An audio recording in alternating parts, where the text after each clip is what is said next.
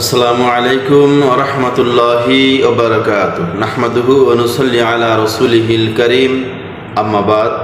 দেশ এবং প্রবাস থেকে যে যেখান থেকে পবিত্র কোরআনুল কারীমের সংক্ষিপ্ত আলোচনা শ্রবণ করতেছেন সকলকে উদাত্ত আহ্বান করব আপনারা সকলে আমলের নিয়তে শ্রবণ করবেন ইনশাআল্লাহ। তো আজকে আলোচনার বিষয় হচ্ছে ইখলাস সম্পর্কে বা বিশুদ্ধ নিয়াত সম্পর্কে।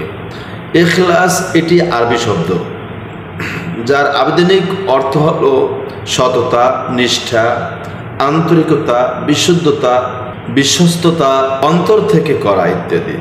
আর ইসলামী পরিভাষায় একমাত্র আল্লাহর সন্তুষ্টির উদ্দেশ্যে কোনো কাজ করাকে ইখলাস বা সহি নিয়াত বলে। শরিয়াতে এই ইখলাসের গুরুত্ব সবচাইতে বেশি, কেননা ইখলাস ব্যতীত কোনো আমলই আল্লাহর দরবারে কবুল হয় না। সহি নিয়াত বা ইখলাসই হলো সকল আমলের রূহ। রূহ ছাড়া একটা শরীর বা দেহের যেমন কোনো মূল্য নেই, তেমনিভাবে বিশুদ্ধ নিয়াত বা ইখলাস ছাড়া আমলেরও কোনো মূল্য নেই। এজন্য রাসূলুল্লাহ সাল্লাল্লাহু আলাইহি ওয়াসাল্লাম ইরশাদ করেন, মানুষের প্রতিটি আমলই নিয়াতের উপর নির্ভরশীল।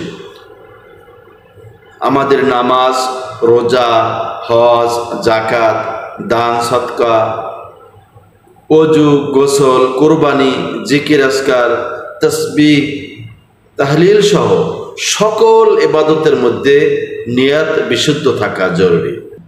ইবাদত বান্দেগী, জীবন মরণ সব কিছুই আল্লাহর জন্য।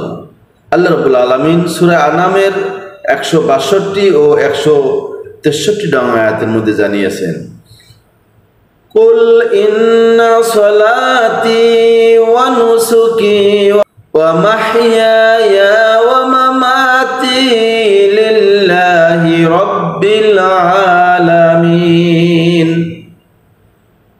আপনি বলুন, নিশ্চয়ই আমার নামাজ, আমার কুরবানি, আমার ইবাদত বন্দেগী এবং আমার জীবন মরণ সব কিছু বিশ্ব প্রতিপালক আল্লাহর জন্য।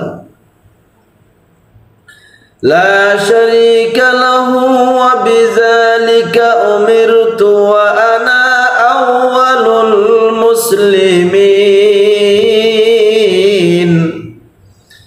তার কোনো শরীক নেই এবং আমাকে এরই নির্দেশ প্রদান করা হয়েছে, আর আমি মুসলমানদের মধ্যে প্রথম।